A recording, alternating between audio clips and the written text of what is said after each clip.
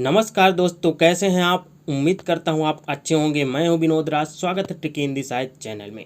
दोस्तों, जैसा कि आप सब लोग जानते हैं कि 15 जून से आपका नया शैक्षणिक सत्र सत्र 2021-22 का प्रारंभ हो रहा है, यानी कि नए कक्षाओं में प्रवेश प्रारंभ हो गई है।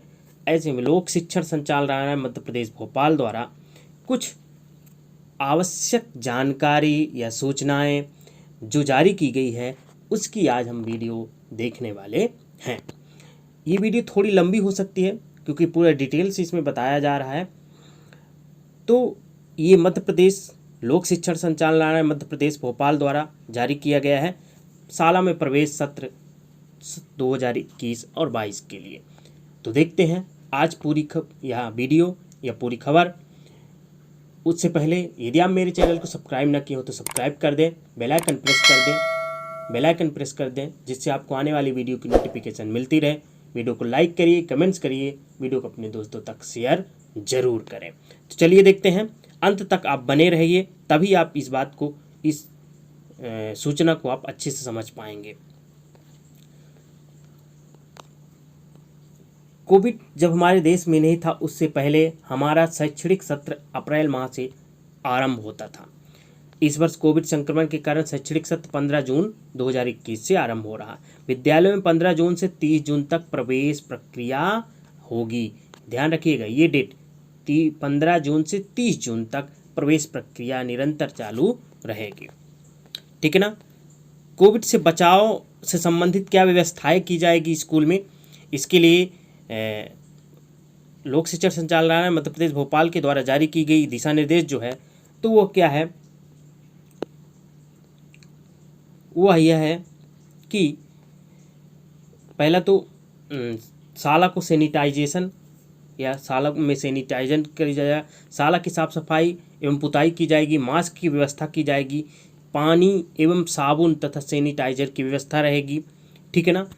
तापमान चेक करने की व्यवस्था रहेगी, यानी वो जो थर्मामीटर होता है उसकी व्यवस्था रहेगी। विद्यार्थियों की उपस्थिति किस प्रकार होगी, तो विद्यार्थी कक्षों के आधार पर, यानी कक्षों, आपके विद्यालय में कितने कक्ष हैं उनके आधार पर एक स्लॉट में अधिकतम 25 विद्यार्थियों को बुलाया जाएंगे। यानी एक कक्षा में कम से कम अधिकतम 25 विद्यार्थियों को बुलाया जाएगा। कक्ष में 5 से अधिक विद्यार्थी एकत्रित न हो, यह सुनिश्चित किया जाएगा। स्लॉट मतलब एक कह सकते हैं बिल्डिंग में केवल 25 और एक कक्ष में 5 विद्यार्थी रहेंगे। कक्ष पर पूर्व से ही क्रमानुसार प्रवेश कहाँ होगा इसे कागज पर लिखकर दीवार या दरवाजे पर चिपका कर रखें ताकि विद्यार्थी अथवा अभिभावक उसी कक्षा में प्रवेश लें। ठीक है ना। अब प्रवेश हेतु विद्यालय आने के लिए सूचित करते वक्त यह निर्देशित किया गया है कि मतलब सूचित करेंगे तो कैसे करेंगे। मास्क लगा कर आएंगे। एक दूसरे से 2 गज की दूरी बनाए रखें। शाला में गेट पर पानी एवं साबुन अथवा सैनिटाइजर की व्यवस्था उपलब्ध रहेगी। विद्यार्थी हाथ धोने के बाद ही स्कूल में प्रवेश कर सकेंगे। अपने साथ पुरानी पुस्तकें अथवा गत वर्ष की ऐसी पुस्तकें जो इस वर्ष प्रचलित है साथ लाएंगे तथा विद्यालय में जमा कराएंगे। पाठ्य पुस्तकें प्राप्त होने पर पुरानी पुस्तकें विद्यार्थियों को उनकी कक्षा के अनुसार वितरित करेंगे। प्रवेश प्रक्रिया कैसे होगी। प्रवेश प्रक्रिया कक्षा 8 से 9 में कैसे प्रवेश किया गया। माध्यमिक शालाओं के प्रधानाध्यापक निकटतम हायर सेकेंडरी विद्यालय के प्राचार्य को समस्त विद्यार्थियों के टीसी एवं अन्य जानकारी 16 जून तक अवश्य रूप से उपलब्ध करावे। यानी 16 जून तक जो माध्यमिक शिक्षा के प्रधानाध्यापक उनका यह निर्देशित किया जा रहा है, तो 16 जून के तक टीसी जरूर दे दें। एक शाला में कक्षा 8 के विद्यार्थियों को टीसी जारी नहीं किए जाएंगे। यानी कि जो एक शाला एक परिसर वाला है, जैसे मतलब जो हायर सेकेंडरी भी स्कूल है और मिडिल भी उसी में है, तो उनके लिए टीसी की कोई ज़रूरत नहीं पड़ेगी। माध्यमिक विद्यालय के प्रधानाध्यापक द्वारा संबंधित छात्र एवं उसके अभिभावक को सूचना दे कि टीसी की किस विद्यालय को भेजी गई है, ये भी सूचना देना है। ये तो स्कूल को लिए है। प्रवेश प्रक्रिया कक्षा 8 से 9। जिला स्तरीय उत्कृष्ट तथा सभी मॉडल स्कूल कक्षा 9वीं में प्रवेश हेतु राज्य ओपन स्कूल द्वारा उपलब्ध कराई गई प्रवेश परीक्षा के परिणाम को मेरिट प्रतीक्षा सूची के आधार पर प्रवेश की प्रक्रिया करेंगे। रिक्त सीटों के लिए प्राचार्य स्थानीय स्तर पर आवेदन प्राप्त कर मेरिट के आधार पर प्रवेश दे सकेंगे। जिन स्थानों पर सीटों के कम चयन हुआ है वे रिक्त रहने वाली सीटों के लिए आवेदन 16 जून से आमंत्रित कर मेरिट क्रम में चयन करेंगे। ये मॉडल स्कूल और उत्कृष्ट विद्यालय के लिए है कि मतलब अभी इनका कुछ दिन पहले फरवरी में एग्ज़ाम हुआ था, तो उसकी रिजल्ट भी आ गया है, मेरिट लिस्ट भी जारी कर दी गई है। कह रहे हैं कि अगर वो उन मेरिट लिस्ट में के अलावा आपकी सीट अगर रह जाती है तो आप विद्यालय अपने अनुसार उसकी प्रवेश प्रक्रिया जारी कर सकता है। जिन विद्यालयों में व्यावसायिक शिक्षा के ट्रेड संचालित हैं उस संस्था के प्राचार्य विशेष रूप से ध्यान दें। प्रवेश प्रक्रिया कक्षा 10 से 11वीं कैसे लेंगे, क्योंकि अभी कक्षा 10 का क्या है, रिजल्ट नहीं आया है, तो कैसे प्रवेश दिया जाएगा। कक्षा 9वीं के समस्त उत्तीर्ण विद्यार्थियों को कक्षा 9वीं 10वीं में प्रवेशित करें। द्वितीय अवसर वाले विद्यार्थियों को प्रावधिक प्रवेश दें। ठीक है ना, ये तो 10वीं के लिए है। और 10 से 11 कक्षा 11वीं में प्रावधिक प्रवेश दिया जाएगा। कक्षा 10वीं की अर्धवार्षिक परीक्षा के प्राप्तांकों के आधार पर मेरिट क्रम में संकायवार प्रवेश दिया जाएगा। बहुत से बच्चों को ये एक भ्रम था कि जिससे पिछले साल और इसके पिछले क्या होता था, 10वीं के रिजल्ट के आधार पर उन्हें सब्जेक्ट दिया जाता था, आर्ट, साइंस, कॉमर्स, एग्रीकल्चर। तो उसकी निराकरण के लिए कहा गया है कि अर्धवार्षिक परीक्षा परिणाम में जो अर्धवार्षिक परीक्षा हुई तो उसके रिजल्ट के आधार पर आपका क्या किया जाएगा, विषयवार आपको बांटे दिया जाएगा। जिला स्तरीय उत्कृष्ट एवं सभी मॉडल स्कूल भी कक्षा 9वीं में प्रवेश हेतु युक्त प्रक्रिया का अनुसरण करेंगे, मतलब ये भी ऐसे ही करेंगे। कक्षा 11वीं में व्यावसायिक ट्रेड में ब्यूटी एवं wellness, retail, health care, plumbing, agriculture में प्रवेश, ये सभी आप इसी तरह के आधार पर दिया जाएगा, इनमें भी प्रवेश। कक्षा 11 से 12, कक्षा 11वीं के समस्त उत्तीर्ण विद्यार्थियों को कक्षा 12वीं में प्रवेश दें। द्वितीय अवसर वाले विद्यार्थियों को प्रावधिक प्रवेश दें, यानी जो द्वितीय अवसर के लिए रखा गया जिनको, उनको प्रावधिक पर मतलब अनिश्चित उनका एडमिशन होगा। ठीक है ना। अब पाठ्य पुस्तकें, यही बात आपके लिए इम्पोर्टेंट है, आप इसको जरूर ध्यान रखिएगा। वर्ष 2021-22 से एनसीईआरटी की नवीन विषयों की पुस्तकें कक्षा 10 में, अब जो एनसीईआरटी की बुक लगने वाली है कक्षा 10 में, पहले इन सब्जेक्टों की नहीं लगती थी।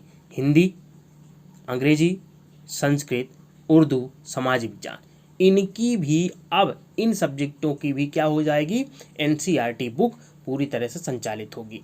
और जो अन्य थी, जैसे साइंस थी आपकी और गणित थी, ये क्या पहले ही लग चुकी थी, लेकिन ये 4 जो सब्जेक्ट थे बाकी थे पिछले साल कोविड की वजह से नहीं लगाया गया था, लेकिन इस साल लगाया जा रहा था, यानी एनसीईआरटी बुक ही अब आपके पाठ्यक्रम में संचालित होगी।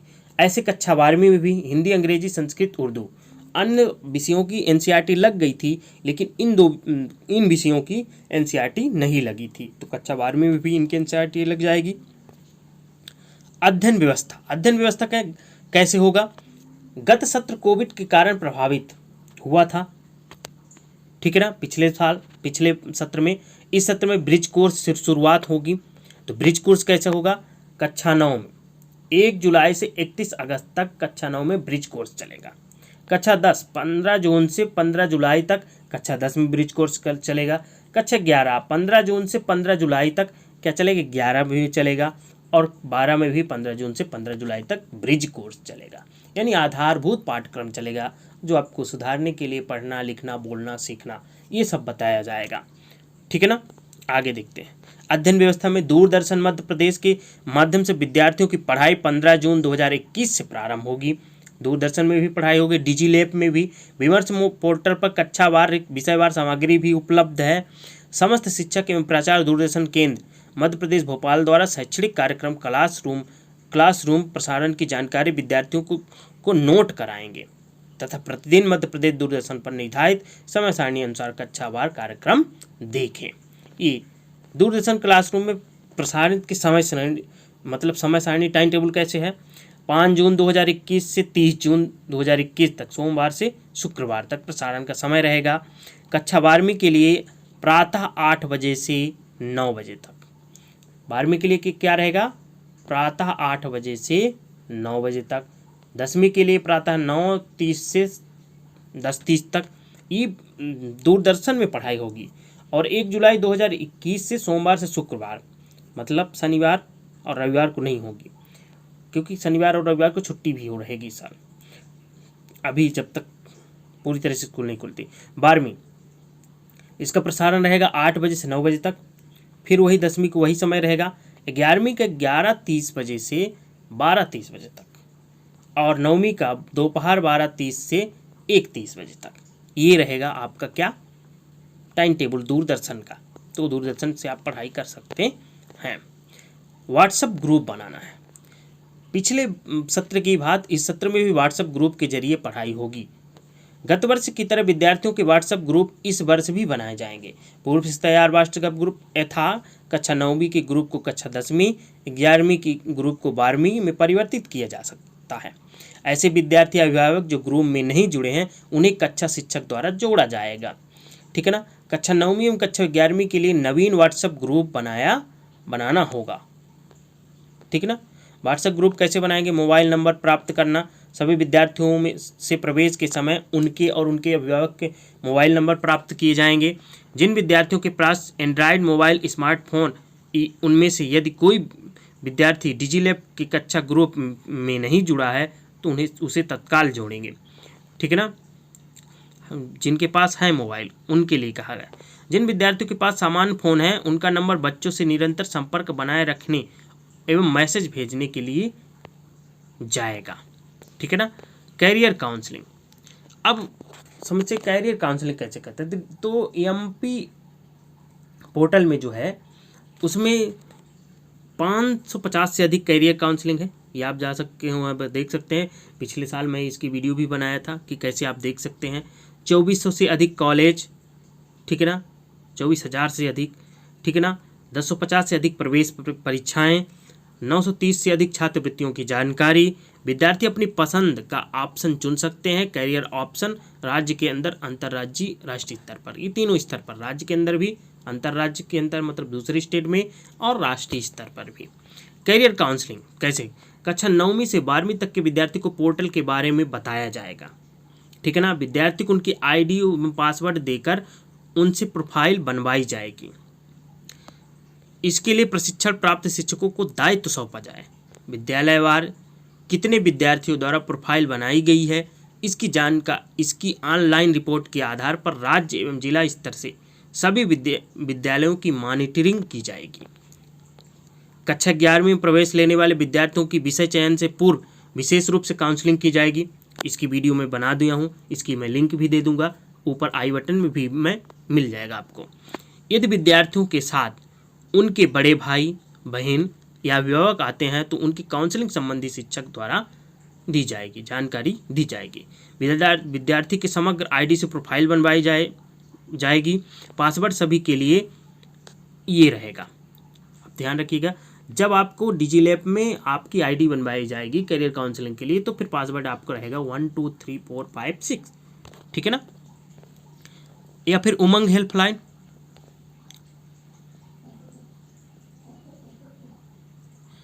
ये एक हेल्पलाइन नंबर भी जारी किया गया, जैसे उमंग हेल्पलाइन नंबर का नाम दिया गया है 14425, मतलब 14425। ठीक है ना।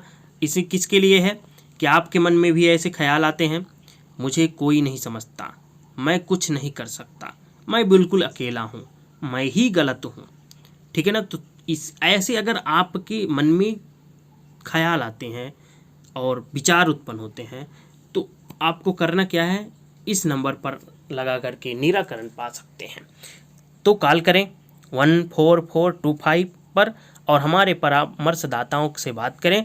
आपकी जानकारी पूर्णतः गोपनीय रखी जाएगी का कोई ख्याल, तो आप ध्यान रखिएगा। सोमवार से शनिवार सुबह 8 से शाम 8 बजे तक ये जानकारी आप ले सकते हैं। ठीक है ना। कोई भी आपकी समस्या, जैसे मुझे कोई नहीं समझता, मुझे मतलब समझ नहीं पा रहे, मैं कुछ नहीं कर सकता, आपके मतलब मोटिवेशन के तौर पर यह इस पर आपको मिल जाएगा। ठीक है ना। मॉनिटरिंग, प्राचार्य की जिम्मेदारी क्या होगी, ये आपको विद्यार्थी से प्रवेश के समय संलग्न प्रपत्र में विद्यार्थी के पास उपलब्ध संसाधनों की जानकारी प्राप्त की जाएगी। विद्यार्थी के समूह बनाना, मोबाइल टीवी दोनों नहीं है अथवा अन्य, ये एक प्रोफार्मा बनाया जाएगा। शाला के विद्यार्थियों को शिक्षकों को बराबर संख्या में आवंटित करना। समूहवार विद्यार्थियों के अध्ययन की प्रगति प्राप्त करना। प्रतिदिन अपने विद्यालय के शिक्षकों से चर्चा कर क्रियान्वयन की जानकारी लेना।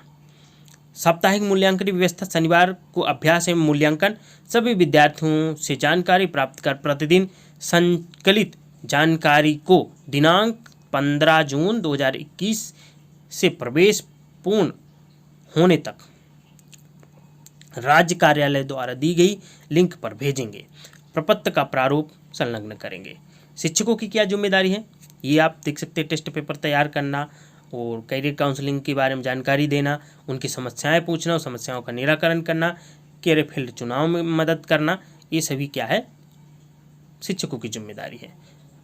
मॉनिटरिंग अधिकारी जो होता है, जो निरीक्षण करता है, प्रतिदिन अपने जिले ब्लॉक संकुल की 10 शालाओं से चर्चा करना, राज्य स्तर से दिए गए निर्देश के अनुसार कार्यवाही करना। विद्यार्थी की क्या जिम्मेदारी है, ये इम्पोर्टेंट हो जाता है। प्रतिदिन निर्धारित समय पर मध्य प्रदेश दूरदर्शन पर अथवा डिजी लैब के लिए मोबाइल से प्रसारण देखें। शाला में प्रवेश लेकर पुस्तकें प्राप्त करें। जो टाइम टेबल दिया गया है उस टाइम टेबल में निर्धारित समय सारणी के अनुसार पढ़ें। टाइम टेबल को दीवार पर चिपका दें ताकि समय का ध्यान रहे। पढ़ते वक्त अनावश्यक सामग्री यथा किताब, पेन, पेंसिल, रजिस्टर, कॉपी रखना या लिखकर अभ्यास करना। समस्या की स्थिति में शिक्षक से चर्चा करना, दूरभाषा व्हाट्सएप कर। ठीक है ना।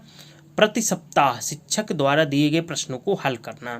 कैरियर काउंसलिंग पोर्टल पर पंजीयन करना, शिक्षक से मार्गदर्शन लेना। स्वयं पढ़ने के साथ साथ अपने परिवार अथवा आसपास के छोटी कक्षाओं के बच्चों को पढ़ाई में मदद करना, ये विद्यार्थी की रिस्पॉन्सिबिलिटी है, जिम्मेदारी है। तो ये रही आज की संपूर्ण जानकारी कि सत्र में यह सत्र कैसे संचालित होगा। अभी आगामी आदेश तक ऐसे ही संचालित रहेगा। उम्मीद करता हूँ ये वीडियो आपको अच्छी लगी होगी। धन्यवाद।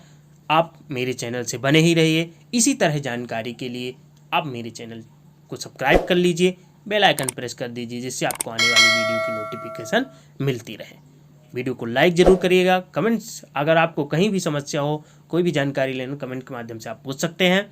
और इस वीडियो को अपने दोस्तों तक शेयर जरूर करें। मिलते हैं नेक्स्ट वीडियो में, तब तक अपना ख्याल रखिए, स्वस्थ रहिए। धन्यवाद।